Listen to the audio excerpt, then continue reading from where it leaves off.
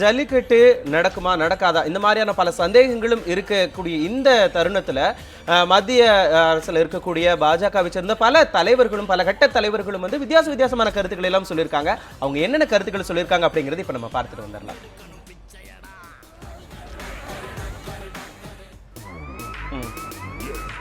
பாஜகவினுடைய மத்திய அமைச்சர் மேனகா காந்தி தன்னுடைய கருத்தை வெளியிட்டிருந்தார். அதனைத் தொடர்ந்து மத்திய அமைச்சர் வெங்கையா நாயுடு ஜல்லிக்கட்டு ஒரு தேசிய பிரச்சனை இல்லை என்ற ஒரு கருத்தை ஜனவரி 18ஆம் தேதி 2015ஆம் ஆண்டு தெரிவித்திருந்தார். அதேபோன்று மத்திய அமைச்சர் பிரகாஷ் ஜவடேகர் டிசம்பர் 27ஆம் தேதி 2015ஆம் ஆண்டு காளைகளுக்கு தீங்கின்றி கலாச்சார நடைமுறையை பின்பற்ற வேண்டும் என்ற ஒரு கருத்தை தன்னுடைய கருத்தாக வெளிப்படுத்தியிருந்தார். இதேபோன்று தமிழகத்தினுடைய பாஜக தலைவர் தமிழிசை சவுந்தரராஜன் தமிழர்களுடைய உணர்ச்சிகளுக்கு மதிப்பு தந்து ஜல்லிக்கட்டு போட்டி நடத்த மோடி வழிவகுப்பார், பிரதமர் நரேந்திர மோடி வழிவகுப்பார் என்ற ஒரு கருத்தை தன்னுடைய கருத்தாக வெளிப்படுத்தியிருந்தார். மீண்டும் மத்திய அமைச்சர் பிரகாஷ் ஜவடேகர் தகுந்த பாதுகாப்புடன் ஜல்லிக்கட்டு நடத்த மத்திய அரசு அனுமதி அளிக்கும் என்ற ஒரு கருத்தை தன்னுடைய கருத்தாக வெளிப்படுத்தியிருந்தார் 2016ஆம் ஆண்டு ஜனவரி 8ஆம் தேதி. இதேபோன்று புதுச்சேரி மாநிலத்தினுடைய ஆளுநராக தற்போது இருக்கக்கூடிய கிரண்பேடி ஜல்லிக்கட்டு போன்ற கொடூர விளையாட்டு நாகரிக சமூகத்தின் ஒரு பகுதியாக இருக்க முடியாது என்ற ஒரு தன்னுடைய கருத்தாக வெளிப்படுத்தியிருந்தார். தற்போது மாநிலங்களவை உறுப்பினராக இருக்கக்கூடிய எல கணேசன் ஜல்லிக்கட்டு ஆண்மையின் அடையாளம் என்ற தன்னுடைய கருத்தை பதிவு செய்திருந்தார். இதேபோன்று மத்திய அமைச்சராக தற்போது இருக்கக்கூடிய பொன் ராதாகிருஷ்ணன் பிரதமர் மோடியிடம் பேசி ஜல்லிக்கட்டு போட்டியை நடத்த அனுமதி பெறப்படும் என்ற ஒரு கருத்தை ஜனவரி 13ஆம் தேதி 2016ஆம் ஆண்டன்று வெளியிட்டிருந்தார். தற்போது மத்திய அமைச்சராக இருக்கக்கூடிய நிர்மலா சீதாராமன் 2016ஆம் ஆண்டு ஜல்லிக்கட்டு நடத்த மத்திய அரசு அவசர சட்டம் கொண்டு வர முடியாது, தமிழக அரசு அவசர சட்டம் மூலமாக ஜல்லிக்கட்டை நடத்தி கொள்ளலாம் என்ற ஒரு கருத்தை தன்னுடைய கருத்தாக வெளிப்படுத்தியிருந்தார்.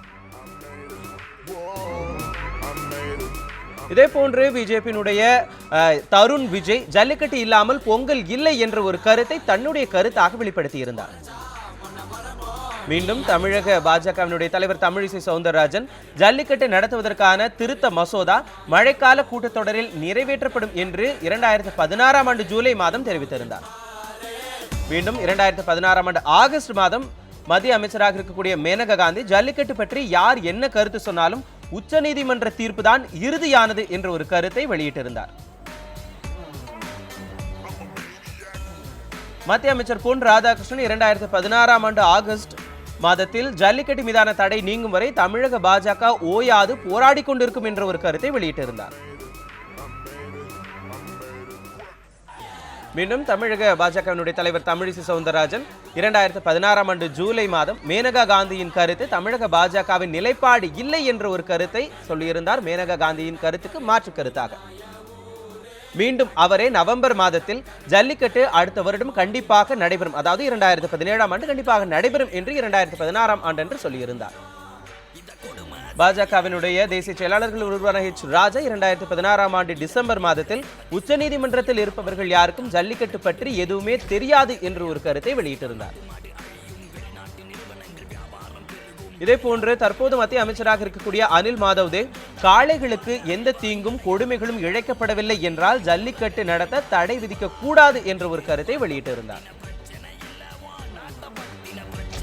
மேலும் வெங்கையா நாயுடு ஜல்லிக்கட்டுக்கு மத்திய அரசு எந்த உறுதியும் தற்போது வரை அளிக்கவில்லை என்ற ஒரு கருத்தை டிசம்பர் 2016ஆம் அன்று வெளியிட்டிருந்தார். மீண்டும் தற்போது பொன் ராதாகிருஷ்ணன் மத்திய அமைச்சராக இருக்கக்கூடிய திரு பொன் ராதாகிருஷ்ணன் ஜல்லிக்கட்டு போட்டிக்கு தடை வர காங்கிரஸ் கட்சிதான் காரணம் என்று காங்கிரஸ் மீது குற்றச்சாட்டை வைத்திருந்தார் இந்த ஆண்டு ஜனவரி மாதத்தில்.